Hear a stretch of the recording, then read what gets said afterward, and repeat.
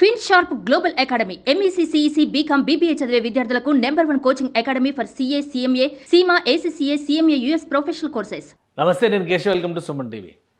ఆంధ్రప్రదేశ్లో ఎన్నికలకి సంబంధించి ఎవరి అంచనాలు వాళ్ళకు ఉన్నాయి. అలానే గ్రౌండ్ రిపోర్ట్స్ కూడా ఎవరికి అనుకూలంగా కావాలంటే వాళ్ళకి ఇస్తున్నటువంటి పరిస్థితి ఉంది. నిజానికి ఓటర్ నాడి ఎటువైపు ఉందనేటువంటి అయోమయం ఓటర్లోనే ఎక్కువ ఉంది. సో ఈ సమస్యకి కొన్ని రకాల అంచనాలు, కొన్ని రకాల పరిశీలనలు, కొంత పరిష్కారం చూపించేటువంటి పరిస్థితి కనిపిస్తుంది. ఒకవైపు నుంచి వైసీపీ పక్కాగా గెలిచేటువంటి సీట్లు, మరొక వైపు నుంచి టీడీపీ పక్కాగా గెలిచేటువంటి సీట్లు.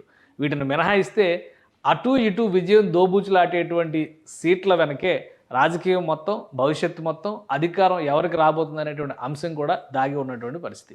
ఈ క్రమంలో 2019 ఎలక్షన్స్లో విడివిడిగా పోటీ చేయడం వల్ల జరిగినటువంటి నష్టాన్ని అంచనా వేస్తూ ఆంధ్రప్రదేశ్ లోక్సభ స్థానాల విషయంలో ఒక 7 సీట్లు కొరకరాని కోయలుగా మారుతున్నాయి. అటు వైసీపీకి, అలానే ఇటు టీడీపీ కూటమికి కూడా ఎక్కువ ఆలోచనాత్మకం. ఎందుకంటే ఓటు ట్రాన్స్ఫర్ జరగడం అనేది కూటమికి అత్యవసరం, అలానే ఓటు చీలిక అనేది వైసీపీకి అత్యవసరంగా మారిపోతున్నటువంటి పరిస్థితి ఉంది. అందులో మొత్తం లెక్క తేలినటువంటి సీట్లు 7 సీట్లు. ఆ 7 సీట్లు కూడా కోస్తా ప్రాంతంలోనే ఉండడం విశేషం. పైగా జనసేన, టీడీపీ, బీజేపీ కలయిక వలన ఓటు ట్రాన్స్ఫర్ ఎంతవరకు జరగబోతుంది అనేటువంటి అంచనాలకి ఈ సీట్లే ప్రధాన ప్రాతిపదిక కాబోతున్నాయి. అసలు ఆ సీట్లు ఏంటి, 2019లో ఏం జరిగింది, ఇక్కడ ప్రధాన పార్టీల బలాబలాలు ఏ విధంగా ఉన్నాయి, ఒకసారి విశ్లేషించేటువంటి ప్రయత్నం చేద్దాం. 2019లో జరిగినటువంటి ఎలక్షన్స్లో వైఎస్ఆర్సీపీ అత్యధికంగా 22 లోక్సభ స్థానాలను గెలుచుకుంది. టీడీపీ కేవలం 3 స్థానాలకు మాత్రమే పరిమితమైంది. సో పక్కాగా గెలిచేటువంటి సీట్లలో టీడీపీకి అనుకూలంగా ఆ 3 సీట్లు ఇప్పుడు ఉండొచ్చు. అలానే వైఎస్ఆర్సీపీకి సంబంధించి గతంలో ఉన్నటువంటి లెక్కల ప్రకారం చూస్తే, అంటే 2019, 2014 లెక్కలను దృష్టిలో పెట్టుకొని చూస్తే కూడా 4-5 సీట్లు పక్కాగా గెలిచేటువంటి సీట్లు వైసీపీ కూడా కనిపిస్తున్నాయి. మిగతా సీట్లన్నీ డైలమాలో ఉన్నప్పటికీ కూడా కూటమి లెక్కల ప్రకారం చూస్తే 7 సీట్లు అత్యంత కీలకంగా మారుతున్నాయి. ఆ 7 సీట్లకు సంబంధించినటువంటి అంశాలని ఒకసారి విశ్లేషించేటువంటి ప్రయత్నం చేద్దాం. ఇవే ఒక రకంగా ఆంధ్రప్రదేశ్ రాజకీయాల్లో గేమ్ చేంజింగ్ సీట్లు. అంటే ఒక్కొక్క లోక్సభ స్థానం పరిధిలో 7 అసెంబ్లీ సీట్లు ఉంటాయి. సో ఈ 7 అసెంబ్లీ సీట్లలో జరగబోయేటువంటి ఓటింగ్ లోక్సభ అభ్యర్థి కూడా ట్రాన్స్ఫర్ అయితే ఖచ్చితంగా ఆ లోక్సభ అభ్యర్థి గెలవడానికి అవకాశం ఉంటుంది. లోక్సభ అభ్యర్థిత్వంతో పాటు అసెంబ్లీల భవిష్యత్తును కూడా డిసైడ్ చేసేటువంటి సీట్లుగా మనం వీటిని చూడాల్సి ఉంటుంది. సో 7 సీట్లు ఏంటి అనేటువంటి అంశాన్ని విశ్లేషిద్దాం. ఇందులో మొదటి సీటుగా వైఎస్ఆర్సీపీకి కానీ టీడీపీకి కానీ ఇబ్బంది పెడుతున్నటువంటి మొదటి సీటు, చాలా కీలకమైనటువంటి సీటు, వైఎస్ఆర్సీపీ ప్రతిష్టాత్మకంగా భావిస్తున్నటువంటి సీటు విశాఖపట్నం లోక్సభ సీటు. విశాఖ లోక్సభ స్థానానికి సంబంధించి అభ్యర్థుల ప్రకటన పూర్తయిపోయింది. ఎవరెవరు అనేది నామినేషన్స్ వేయడం కూడా కంప్లీట్ అయిపోయింది. ఆసక్తికరంగా ఏంటంటే గత అభ్యర్థులు ఎవరున్నారో వాళ్ళే ఉంటారనుకున్నారు. కానీ వైఎస్ఆర్సీపీ ఈ 7 నియోజకవర్గాల్లోనూ తన అభ్యర్థుల్ని, సిట్టింగ్ ఎంపీల్ని మార్చేసింది. సో 7 నియోజకవర్గాలకి అది వర్తిస్తుంది కాబట్టి విశాఖ నియోజకవర్గం పరిస్థితిలో మనం చూస్తే కనుక డాక్టర్ బొత్స ఝాన్సీ వైఎస్ఆర్సీపీ అభ్యర్థిగా ఉన్నారు. శ్రీభరత్ ఇక్కడ టీడీపీ కూటమి అభ్యర్థిగా ఇక్కడ బరిలో దిగుతున్నారు టీడీపీ తరపు నుంచి. సో లాస్ట్ ఎన్నికల్లో కూడా 2019 ఎన్నికల్లో కూడా భరత్ బరిలో దిగారు. అయితే ఆయన కేవలం 4414 ఓట్ల తేడాతో ఓటమి పాలయ్యారు భరత్. సో అప్పుడు గెలిచినటువంటి అభ్యర్థి వైఎస్ఆర్సీపీ అభ్యర్థి ఎంవివి సత్యనారాయణ 4,36,906 ఓట్లు సంపాదించారు. భరత్ 4,32,492 ఓట్లు దక్కించుకున్నారు. అంటే మార్జిన్ చాలా స్లైట్, 3% అంటే 0.35%, అంటే యావరేజ్గా 0.4% అని మనం లెక్కేసుకోవాల్సి ఉంటుంది. చాలా స్వల్పమైనటువంటి తేడాతో తెలుగుదేశం పార్టీ విడివిడిగా పోటీ చేసినటువంటి క్రమంలో కూడా ఆ సీటును కోల్పోయింది. అయితే ఇక్కడ ఓట్ల చీలిక ఏ విధంగా పనిచేస్తుందో ఒకసారి పరిశీలించేటువంటి ప్రయత్నం చేద్దాం. ఇక్కడ జనసేన పార్టీ అభ్యర్థిగా జేడి లక్ష్మీనారాయణ, అంటే వివి లక్ష్మీనారాయణ పోటీ చేశారు. ఆయన ఏకంగా 2,88,874 ఓట్లు చీల్చారు. అంటే 23% ఓట్లు ఆయనకి అనుకూలంగా వచ్చినాయి. ఓవరాల్ ఓటింగ్ చూస్తే కనుక 12,39,000 పైచిలకు ఉన్నటువంటి ఓట్లలో దగ్గర 2,90,000 ఓట్లు జనసేన పార్టీ చీల్చగలిగింది. ఇక్కడ జనసేన పార్టీ బలం ప్లస్ అభ్యర్థి బలం, ఈ రెండింటిని కూడా మనం దృష్టిలో పెట్టుకొని చూస్తే కనీసం ఇందులో 60-70% ఓటు తెలుగుదేశం పార్టీ వైపు ట్రాన్స్ఫర్ అయితేనే మళ్ళీ ఇక్కడ విజయం సాధించుకునేటువంటి అవకాశం, అంటే కూటమి వైపు మరలితేనే అక్కడ అడ్వాంటేజ్ ఉంటుంది. అదే క్రమంలో దగ్గుబాటి పురంధేశ్వరి బీజేపీ అభ్యర్థిగా అక్కడ పోటీ చేశారు. వాస్తవానికి 2014లో ఇది బీజేపీ సిట్టింగ్ స్థానం. విశాఖపట్నం అనేది బీజేపీ సిట్టింగ్ స్థానం. అయితే ఖమ్మంపాటి హరిబాబు పోటీ నుంచి విరమించుకున్నారు కాబట్టి అక్కడి నుంచి చూస్తే పురంధేశ్వరి బరిలో దిగారు, 33,000 ఓట్లు దక్కించుకున్నారు. 0.73%, అంటే దాదాపు 3% ఓట్లు పురంధేశ్వరి దక్కించుకున్నటువంటి పరిస్థితి ఉంది. అప్పుడు బీజేపీ, ఇప్పుడు రాష్ట్ర బీజేపీ అధ్యక్షురాలుగా ఉన్నారు. కాంగ్రెస్ పార్టీ 14,600 ఓట్లు, అలానే నన్ ఆఫ్ ది అబౌవ్ నోటాకు ఓటేసిన వాళ్ళు కూడా 16,000 మంది పైచులకు విశాఖ లోక్సభ స్థానం పరిధిలో ఉన్నారు. అంటే ఇప్పుడు కూటమికి ప్రధాన సంకటంగా మారినటువంటి అంశం ఈ ఓటు ట్రాన్స్ఫర్ అనేటువంటి అంశం. దీనిపైనే కూటమి ఎక్కువగా దృష్టి పెడుతుంది. అలానే సిట్టింగ్ ఎంపీ పైన ఉన్నటువంటి వ్యతిరేకతను కొంత చల్లబరిచేటువంటి క్రమంలోనే ఎంఈవి సత్యనారాయణకి వైసీపీ టికెట్ నిరాకరించింది. బొత్స ఝాన్సీ, బొత్స ఫ్యామిలీకి పట్టున్నటువంటి ప్రాంతం ఉత్తరాంధ్ర ప్రాంతం కాబట్టి, కానీ వాస్తవానికి విజయనగరం పరిధిలో అయితే వాళ్ళ కరిష్మా పనిచేస్తుందని మనం అనుకోవాల్సి ఉంటుంది. కానీ విశాఖ అర్బన్ ఓటరు ఏ విధంగా బొత్స ఝాన్సీని ఆదరిస్తారనేది ఇప్పుడు ఆసక్తికరంగా మారినటువంటి అంశం. సో ఇది ఒక కీలకమైనటువంటి గేమ్ చేంజింగ్ సీటు, ఒక రకంగా కూటమికి కలిసి వచ్చేటువంటి సీటు అనేటువంటి అంచనాలు కనిపిస్తుంది. ఇక్కడ వైఎస్ఆర్సీపీ వేసినటువంటి ఎత్తుగడ ఎంతవరకు పారుతుంది, అలానే విశాఖని రాజధాని చేస్తాం, ఎగ్జిక్యూటివ్ క్యాపిటల్ చేస్తాం అనేటువంటి హామీ ఎంతవరకు ఫలిస్తుంది అనేది ఈ సీటుకి సంబంధించినటువంటి రిజల్ట్ పైన ఆధారపడి ఉంటుంది. సో ఇది విశాఖ అనుకుంటే మరొక సీటు ఇమ్మీడియట్గా విశాఖని ఆనుకుని ఉన్నటువంటి అనకాపల్లి నియోజకవర్గం కూడా కీలకమైనటువంటి లోక్సభ స్థానం కాబోతుంది. అనకాపల్లికి సంబంధించి ప్రస్తుతం బూడి ముత్యాల నాయుడు వైసీపీ తరఫున నిలబడ్డారు. గతంలో ఇక్కడ బీశెట్టి సత్యవతి గెలుపొందింది, అంటే ఆమెకి సిట్టింగ్కి ఇక్కడ సీటు నిరాకరించారు. ఈసారి బూడి ముత్యాల నాయుడు నిలబడతారు. కొత్తగా బీజేపీ కేటగిరీలోకి వెళ్ళినటువంటి ఈ సీటుకి సంబంధించి సీఎం రమేష్ బరిలో దిగారు. ఆయన బరిలో దిగినటువంటి రోజు నుంచి కూడా సీటు గెలవడం పైన వ్యూహాత్మకమైనటువంటి ప్రచారాన్ని అమలు చేసేటువంటి ప్రయత్నం చేస్తున్నారు. సో ఇక్కడ ఈక్వేషన్స్ ఎలా ఉన్నాయి, 2019 ఎలక్షన్స్ ప్రకారం చూస్తే ఏ విధంగా ఉన్నాయి ఒకసారి పరిశీలిద్దాం. 2019 ఎలక్షన్స్లో 89,000 ఓట్ల తేడాతో వైసీపీ ఈ సీట్ని గెలుచుకున్నటువంటి పరిస్థితి ఉంది. 89,000 ఓట్లు అంటే ఓట్ల చీలిక ఇక్కడ ఎలా ఉంది అనేది చూడాలి. ఇక్కడ అడారి ఆనంద్ కుమార్ టీడీపీ నుంచి కంటెస్ట్ చేశారు, 4,97,000 ఓట్లు దక్కించుకున్నారు. జనసేన పార్టీ నుంచి చింతల పార్థసారథి, ఈయన కూడా మాజీ ఐఆర్ఎస్ ఆఫీసర్, జనసేనలో జాయిన్ అయ్యారు. ఆయన తీసుకున్నటువంటి ఓట్ల శాతాన్ని చూస్తే కనుక 82,588, అంటే 6% ఓట్లు అక్కడ చీలినాయి. మరోవైపు బీజేపీ నుంచి గండి సత్యనారాయణమూర్తి 13,000 పైచులకు ఓట్లు చీల్చినటువంటి పరిస్థితి ఉంది. సో ఈ రెండు కలిపి చూస్తే 95,000 ఓట్లు చీలిక ఇక్కడ జరిగింది. ఇక్కడ మరొక 95,000 ఓట్ల చీలిక అనేది ఇక్కడ జరిగింది అనకాపల్లి నియోజకవర్గంలో. ఇక్కడ మరొక ఆసక్తికరమైనటువంటి విషయం ఏంటంటే అనకాపల్లి ఓటర్ 2019 ఎన్నికల్లో వీళ్ళందరికంటే కూడా 34,000 ఓట్లు నోటాకు వేశారు. ఇది ఇంకా ఆసక్తికరమైనటువంటి అంశం అంటే 2.82% బీజేపీ కంటే కాంగ్రెస్ కంటే కూడా ఇక్కడ నోటాకి ఎక్కువ ఓట్లు పడ్డటువంటి పరిస్థితి ఉంది. సో ఈ ఓటు ట్రాన్స్ఫర్ అనేది అత్యంత కీలకంగా మారబోతుంది. అయితే సీఎం రమేష్ అభ్యర్థిగా అడుగుపెట్టినటువంటి రోజు నుంచి అన్ని రకాల ఈక్వేషన్స్ని ఉపయోగించేటువంటి ప్రయత్నం చేస్తున్నారు. ఎందుకంటే జనసేన పార్టీకి వాస్తవానికి ఇది కంచుకోట లాంటి నియోజకవర్గంగా చెప్పాల్సి ఉంటుంది, బలమైనటువంటి నియోజకవర్గంగా మనం చూడాల్సి ఉంటుంది. గతంలో జరిగినటువంటి ఎన్నికల్లో ప్రజారాజ్యం పార్టీ 2009లో పోటీ చేసినటువంటి క్రమంలో అల్లు అరవింద్ ఇక్కడ 2,50,000 పైచులకు ఓట్లు దక్కించుకున్నటువంటి నియోజకవర్గం ఇది. అందుకనే ఈసారి మరింత ఎక్కువ ఫోకస్డ్గా పనిచేస్తున్నారు. సీఎం రమేష్ బలమైనటువంటి అభ్యర్థి కావడం, రాయలసీమ ప్రాంతం నుంచి వచ్చినప్పటికీ కూడా అక్కడ ఆదరణకు ఏమాత్రం కొదవలేదనేటువంటి సంకేతాలు ఉన్నాయి. ఈ నేపథ్యంలోనే అనకాపల్లి నియోజకవర్గం కూడా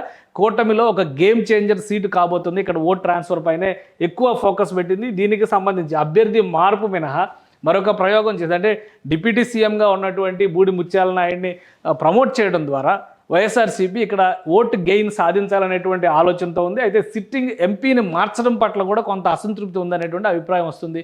సో ఇది ఏ విధంగా ఓట్ ట్రాన్స్ఫర్ అవుతుంది, ఏ విధంగా వైసీపీకి కలిసి వస్తుంది అనేది వేచి చూడాల్సినటువంటి అంశం. మరొక ముఖ్యమైనటువంటి నియోజకవర్గం ఇక్కడి నుంచి అన్నీ కూడా ఉభయ గోదావరి జిల్లాలకు సంబంధించినటువంటి 4 నియోజకవర్గాలు చాలా కీలకమైనటువంటి నియోజకవర్గం. మొత్తం 5 పార్లమెంటు స్థానాలు ఉభయ గోదావరి జిల్లాల పరిధిలో ఉంటే అందులో 4 నియోజకవర్గాల్లో జనసేన పార్టీ కీలకమైనటువంటి ఫ్యాక్టర్గా మారబోతోంది. బీజేపీ జనసేన ఓటింగే కూటమికి విజయాన్ని ఖరారు చేసేటువంటి ఓటింగ్గా కనిపిస్తున్నటువంటి పరిస్థితి. కాకినాడ నియోజకవర్గంలో చలమలశెట్టి సునీల్ వైసీపీ నుంచి బరిలో దిగుతున్నారు. ఇక తంగేళ్ల ఉదయ్ శ్రీనివాస్ ఇక్కడ జనసేన పార్టీ నుంచి బరిలో దిగుతున్నారు.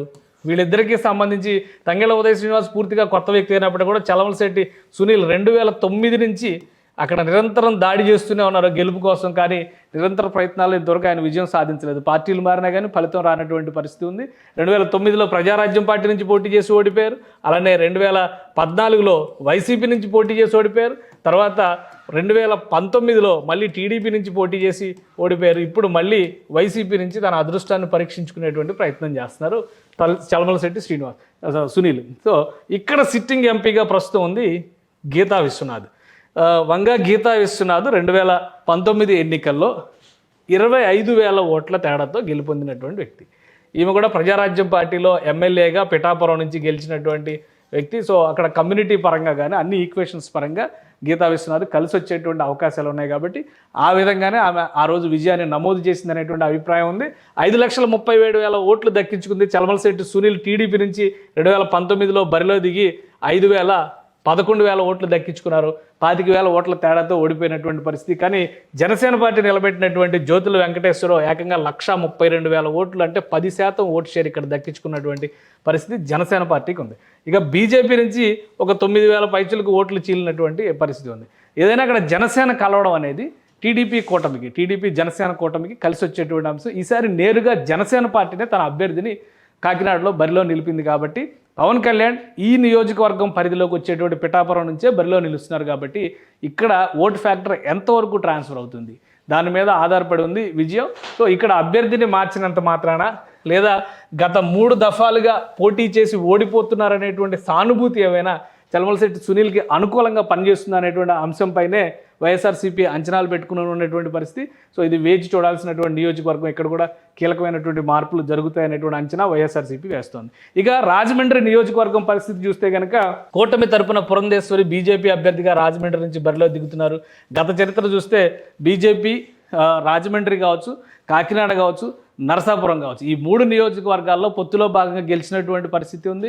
1998లో రాజమండ్రిలో ఒంటరిగా పోటీ చేసి బీజేపీ లోక్సభ స్థానాన్ని గెలుచుకున్నటువంటి ట్రాక్ రికార్డు ఉంది. సో ఇక్కడ బీజేపీకి ఖచ్చితంగా పట్టుందని మనం చెప్పాల్సినటువంటి అవసరం ఉంటుంది. అయితే ప్రస్తుత రాజకీయ పరిణామాల నేపథ్యంలో బీజేపీకి ఎంతవరకు కలిసి వస్తుందనే విషయాన్ని కూడా మనం పరిశీలించాలి. ఇక వైఎస్ఆర్సీపీ ఇక్కడ డాక్టర్ గూడూరు శ్రీనివాసుల్ని అభ్యర్థిగా పెట్టింది. కొత్త అభ్యర్థి, గతంలో ఉన్నటువంటి MP Morgan Bharat sitting MP, కానీ ఆయన ఈసారి బరిలో నిలవడం లేదు. ఎమ్మెల్యేగా అసెంబ్లీ కంటెస్ట్ చేస్తున్నటువంటి పరిస్థితి ఉంది. లాస్ట్ ఎలక్షన్స్లో చూస్తే కనుక మెజారిటీ 1,21,000 ఓట్ల తేడాతో గెలుపొందారు ఇక్కడ మార్గాని భరత్. అలానే టీడీపీ అభ్యర్థి మాగంటి రూప, అప్పటికి సిట్టింగ్ ఎమ్మెల్యేగా ఉన్నటువంటి మురళీమోహన్ గారి కోడలు, ఆమె బరిలో దిగింది.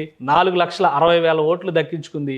బట్ ఓట్ పర్సంటేజ్ పరంగా చూస్తే 17% ఓట్లు లాస్ అయింది. అంటే 2014 కూటమి తరపున పోటీ చేసినటువంటి ఈక్వేషన్స్ పరంగా చూస్తే ఇక్కడ ఓట్ లాస్ ఎక్కువ ఉంది. కాబట్టి ఓటమి పాలైంది. ఇక చీలిక ఎలా జరిగింది అనేటువంటి విషయాన్ని చూస్తే జనసేన పార్టీ నుంచి ఆకుల సత్యనారాయణ, ఈయన రాజమండ్రి అర్బన్ ఎమ్మెల్యేగా బీజేపీ గుర్తు నుంచి 2014లో గెలిచినటువంటి వ్యక్తి, జనసేన పార్టీ నుంచి పోటీ చేసి 1,55,000 ఓట్లు చీల్చారు. సో ఇక్కడే ఈ వేరియేషన్ కనిపించేస్తుంది. ఇక బీజేపీ నుంచి పోటీ చేసినటువంటి పరవస్తు సత్య గోపీనాథ్ దాస్ 12,000 ఓట్లు గెలుచుకున్నారు. ఇక్కడ ఆసక్తికరమైనటువంటి విషయం ఏంటంటే బీజేపీ కంటే కాంగ్రెస్ ఎక్కువ ఓట్లు 2019లో సాధించుకోవడం అనేది, అంటే 1%, మోర్ దెన్ 1% కాంగ్రెస్ పార్టీ గెలిస్తే 0.99% బీజేపీ గెలిచినటువంటి పరిస్థితి. కానీ పురంధేశ్వరికి నియోజకవర్గంలో ఉన్నటువంటి బంధుత్వాల రీత్యా చూసినా కానీ, అలానే గత చరిత్ర పరంగా మాగంటి మురళీమోహన్ ఫ్యామిలీ నుంచి ఉన్నటువంటి ట్రాక్ రికార్డు పరంగా చూసినా కానీ ఇది కొంత బీజేపీకి అనుకూలించే అవకాశం, అంటే కూటమికి అనుకూలించే అవకాశం ఉన్నటువంటి సీటుగా చూడాల్సి ఉంటుంది. కానీ ఓటు ట్రాన్స్ఫర్ ఈ 2 పార్టీల మధ్య, ఈ 3 పార్టీల మధ్య ఎంతవరకు జరుగుతుంది అనేది ఇక్కడ ఆసక్తికరమైనటువంటి అంశం. సో ఈ సీటు కూడా చాలా కీలకమైనటువంటి సీటుగా కూటమి తరపున మారబోతుంది. వైసీపీ అభ్యర్థి మార్పు అనేటువంటి ప్రయోగం ఇక్కడ కూడా ఎంతవరకు సత్ఫలితాలు ఇస్తుందో చూడాల్సి ఉంటుంది. ఇక మరొక నియోజకవర్గం అమలాపురం లోక్సభ స్థానానికి సంబంధించినటువంటి అంశం ఇది. అమలాపురం లోక్సభ స్థానం రిజర్వ్డ్ నియోజకవర్గం, ఇది ఎస్సీ రిజర్వ్డ్ నియోజకవర్గం.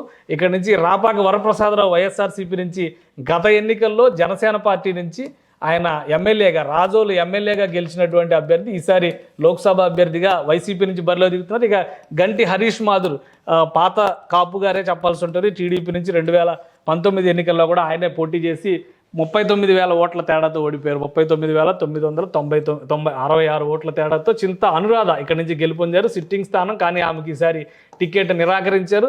4,00,000 85,000 ఓట్లు ఆమె దక్కించుకున్నారు. హరీష్ మాధురి 4,45,000 ఓట్లు దక్కించుకున్నారు. గంటి మోహన్ చంద్ర బాలయోగి గతంలో లోక్సభ స్పీకర్గా పనిచేసినటువంటి బాలయోగి కుమారుడు ఈ గంటి హరీష్ మాధుర్. సో ఈయనకి సంబంధించి ఈయన ఓటమికి సంబంధించి చూస్తే దాదాపు 40,000 ఓట్ల తేడాతో ఓడిపోయారు. అలానే జనసేన పార్టీ చీల్చినటువంటి ఓట్లు ఇక్కడ మరొక కీలకమైనటువంటి అంశంగా మనం చూడాల్సింది. 2,54,848 ఓట్లు, అంటే 20% పైగా ఓట్ షేర్ ఇక్కడ జనసేన పార్టీ దక్కించుకుంది 2019 ఎన్నికల్లో. సో ఇదొక భారీ దెబ్బగా టీడీపీకి పరిగణించాల్సి ఉంటుంది. ఇప్పుడు ఈ క్రమంలో చూస్తే బీజేపీ కూడా ఇక్కడ ఒక 11,000 ఓట్లు దక్కించుకుంది ఇదే నియోజకవర్గంలో, అనకాపల్లి అమలాపురం నియోజకవర్గంలో. సో ఈ ఓటు ట్రాన్స్ఫర్ కనుక ప్రాపర్గా జరిగితే ఈసారి ఖచ్చితంగా ఇది కూటమి గెలుచుకునేటువంటి సీటుగా కనిపిస్తుంది. రిజర్వ్డ్ నియోజకవర్గం. సో మిగతా చోట్ల ఎలా ఉన్నా కానీ ఒక అమలాపురం నియోజకవర్గంలో మాత్రం ముఖ్యంగా కాపు ఓటు ఫ్యాక్టర్ ఎక్కువగా పనిచేసేటువంటి అవకాశం ఉంది. అలానే శెట్టి బలిజ ఓటు ఫ్యాక్టర్ కూడా ఇక్కడ డెసిషన్ మేకింగ్ అవుతుంది. ఇక రిజర్వ్డ్ నియోజకవర్గం కాబట్టి ఎలాగూ ఎస్సీ జనాభాకి సంబంధించినటువంటి ఓటింగ్ కూడా కీలకమైనటువంటిది. బలమైనటువంటి పట్టున్న ఫ్యామిలీ నుంచి వచ్చినటువంటి నాయకులు కాబట్టి ఓటు ట్రాన్స్ఫర్ని కరెక్ట్గా కాపాడుకోగలిగితే కనుక గెలిచే అవకాశాలు ఉంటాయి. కాకపోతే ఇందులో ఒక ఆసక్తికరమైనటువంటి అంశం ఏంటంటే జనసేన పార్టీ నుంచి అభ్యర్థిగా బరిలో దిగినటువంటి డిఎంఆర్ శేఖర్ ఇప్పుడు జనసేన పార్టీని వదిలేసి ఇక్కడంతా కూడా జనసేన పార్టీలో ఎవరైతే 2019లో పోరాడారో ఆ రాపాక వరప్రసాదరావు, ఈ డిఎంఆర్ శేఖర్ వీళ్ళందరూ కూడా ఇప్పుడు వైఎస్ఆర్సీపీలో చేరిపోయినటువంటి నాయకులు. సో ఇక్కడ ఓటు ట్రాన్స్ఫర్ అనేది అంత ఆషామాషిగా జరిగేటువంటి వ్యవహారం కాదు అని అనిపిస్తుంది. సో దీనికి ఒక ప్రతివ్యూహాన్ని వైఎస్ఆర్సీపీ సిద్ధం చేసినట్టుగానే మనం పరిగణించాల్సి ఉంటుంది. చాలా చోట్ల ఉదాహరణకి పవన్ కళ్యాణ్ పోటీ చేస్తున్నటువంటి పిఠాపురం నియోజకవర్గంలో గత ఎన్నికల్లో జనసేన పార్టీ అభ్యర్థిగా పోటీ చేసినటువంటి వ్యక్తిని తీసుకొచ్చి వైఎస్ఆర్సీపీలో చేర్చుకున్నారు. అలానే కాకినాడ రూరల్లో బలంగా పనిచేసినటువంటి కాకినాడ మాజీ మేయర్ సరోజని తీసుకొచ్చి వైఎస్ఆర్సీపీలో చేర్చుకున్నారు. సో ఇలాంటి లెక్కలన్నీ కూడా ఎక్కడికక్కడ చెక్ సిస్టమ్ లాగా పనిచేస్తున్నటువంటి నేపథ్యంలో ఓట్ల చీలికని వీలైనంత వరకు తగ్గించేటువంటి ఎత్తుగడని వైఎస్ఆర్సీపీ వేసింది. ఆ క్రమంలో ఓటు ట్రాన్స్ఫర్ పైన ఎక్కువ ఆశలు పెట్టుకుంది కూటమి. కాబట్టి ఈ సీట్లలో ఎవరికి ఎక్కువ కలిసి వస్తుంది అనేది ఇప్పుడు ఆసక్తికరంగా మారినటువంటి అంశం. ఇక అమలాపురం తర్వాత నరసాపురం నియోజకవర్గం పరిస్థితి చూద్దాం. ఇది ఒక కీలకమైనటువంటి నియోజకవర్గం. త్రిబుల్ రఘురామకృష్ణరాజు చుట్టూ జరిగినటువంటి రాజకీయం. ఇక్కడ కూడా అభ్యర్థులు మాత్రమే మారారు, పార్టీలు మారినాయి. అభ్యర్థులు ఆ పార్టీ నుంచి పోటీ చేసినటువంటి వాళ్ళు ఈ పార్టీకి వచ్చినటువంటి పరిస్థితి ఉంది. సో ఇక్కడ సిట్టింగ్ ఎంపీగా ఉన్నటువంటి రఘురామకృష్ణరాజు ఆయన పార్టీ వీడారు. అలానే కూటమి తరపున అసెంబ్లీకి బరిలో దిగినటువంటి పరిస్థితి. కూటమి తరపున ఇక్కడ భూపతిరాజు శ్రీనివాస్ వర్మ ఎవరు ఊహించని విధంగా పిక్చర్లోకి వచ్చినటువంటి బీజేపీ అభ్యర్థి, లాయలిస్ట్ ఫర్ పార్టీ అనేటువంటి ఇమేజ్తో ఆయన ఇక్కడ బరిలో దిగారు. సో గూడూరు ఉమాబాలకి వైఎస్ఆర్సీపీ టికెట్ కేటాయించింది. సాధారణంగా రాజులు క్షత్రియ సామాజిక వర్గానికి పట్టుండేటువంటి నియోజకవర్గం ఇది. కానీ ఒక ఎక్స్పెరిమెంట్ లాగా గూడూరు ఉమాబాలకి వైఎస్ఆర్సీపీ ఈ టికెట్ కేటాయించింది. గత ఎన్నికల ఫలితాలను చూస్తే 4,47,594 ఓట్లు రఘురామకృష్ణరాజు వైఎస్ఆర్సీపీ నుంచి దక్కించుకుంటే వేటుకూరు శివరామరాజు ఈయన టీడీపీ నుంచి 4,15,685 ఓట్లు దక్కించుకున్నారు. 31,000 ఓట్ల తేడాతో ఓడిపోయారు. ఇదే నియోజకవర్గంలో నాగబాబు జనసేన పార్టీ నుంచి పోటీ చేస్తే 2,50,000 పైచిలకు ఓట్లు చీల్చడం అనేది టీడీపీ అభ్యర్థికి అసనిపాతంగా మారిందని చెప్పాల్సి ఉంటుంది. కాంగ్రెస్ పార్టీ అభ్యర్థి ఇక్కడ ఇంకొక ఆసక్తికరమైన విషయం ఏంటంటే కాంగ్రెస్ పార్టీ అభ్యర్థి కనుమూరి బాపిరాజు 13,000 ఓట్లు ఎన్నో దఫాలుగా ఇక్కడ ఎంపీగా రిప్రజెంట్ చేసినటువంటి నాయకుడైనా కానీ ఆయనకు 13,000 ఓట్లే వచ్చింది. ఇంకొక ఆసక్తికరమైనటువంటి విషయం బీజేపీ అభ్యర్థిగా పైడికొండల మాణిక్యాలరావు అంటే మాజీ మంత్రి, రాష్ట్ర మంత్రిగా పనిచేసినటువంటి బీజేపీ నేత కంటెస్ట్ చేసినటువంటి సందర్భంలో 12,000 ఓట్లు మాత్రమే వచ్చాయి. సో బీజేపీ ఒంటరిగా పోటీ చేస్తే దాని బలం ఆ విధంగా కనిపిస్తుంది. ఇదే వేటుకూరు శివరామరాజు ఇప్పుడు టీడీపీ పైన రెబల్ అభ్యర్థిగా ఉన్నారు. రెబల్ అభ్యర్థిగా బరిలో దిగారు. ఉండి నియోజకవర్గంలో కలవపూడి శివ అంటారు ఆయన్నే. గతంలో ఉండి నియోజకవర్గం నుంచి 2 సార్లు ఎమ్మెల్యేగా గెలిచినటువంటి వ్యక్తి రఘురామకృష్ణరాజును ఢీకొనేటువంటి క్రమంలో ఆయన్ని ఎంపీగా ప్రమోట్ చేసి మంతెన రామరాజుకి అక్కడ సీట్ ఇచ్చింది టీడీపీ. ఉండిలో 2019లో మంతెన రామరాజు గెలిచారు. అక్కడ సిట్టింగ్ ఎమ్మెల్యేగా ఉన్నటువంటి వేటుకూరి శివరామరాజు కలవపూడి శివ ఓడిపోయినటువంటి పరిస్థితి. ఇప్పుడు అక్కడ రెబల్గా ఉన్నాయి. సో ఇక్కడ ఓటు ట్రాన్స్ఫర్ అనేది మరొకసారి ఈయన రెబల్, ఈయన ఓటు ఏ విధంగా ఈయన చీలుస్తారు, రఘురామకృష్ణరాజు వైసీపీకి రెబల్గా వచ్చారు, ఆయన ఓటు ఏ విధంగా ట్రాన్స్ఫర్ అవుతుంది. సో కూటమిలో బలాబలాలను తేల్చేటువంటి క్రమంలో అలానే ఇక్కడ ఉన్నటువంటి బీజేపీ అభ్యర్థి పైన వ్యక్తిగతంగా ఆయన పైన మంచి పేరు ఉన్నప్పటికీ కూడా ఆయన ఎంతవరకు ఓటుని గెయిన్ చేయగలుగుతారనేటువంటి అంశంపైనే ఈ గెలుపు అనేది ఆధారపడి ఉంటుంది అనేటువంటి విశ్లేషణ కనిపిస్తుంది. ఈ త్రిబుల్ కనుక పోటీ చేసి ఉంటే ఖచ్చితంగా ఈ సీటు గెలుస్తుంది అనేటువంటి అంచనాలు ఉన్నాయి. కానీ ఇక్కడ అన్ని మార్పులు జరిగినాయి కాబట్టి ఓటు ట్రాన్స్ఫర్ పైన ఇప్పుడు ఆశలు పెట్టుకున్నటువంటి పరిస్థితి. ఇక మరొక కీలకమైనటువంటి నియోజకవర్గం మచిలీపట్నం నియోజకవర్గం. ఉమ్మడి కృష్ణా జిల్లా పరిధిలోకి వచ్చేది. ఇక్కడ డాక్టర్ సింహాద్రి చంద్రశేఖర్ వైఎస్ఆర్సీపీ నుంచి పోటీ చేస్తున్నారు. అక్కడ సిట్టింగ్ ఎమ్మెల్యేగా ఉన్నటువంటి బాలశౌరి వైఎస్ఆర్సీపీని వదిలి జనసేన పార్టీ అభ్యర్థిగా ఇప్పుడు ఇక్కడ బరిలో దిగుతున్నారు. సో ఇది ఏ విధంగా ఉంటుంది, ఇక్కడ కూడా సేమ్ ఓట్ల చీలిక అనేటువంటి ఫ్యాక్టర్ మీద అంతా ఆధారపడి ఉంది.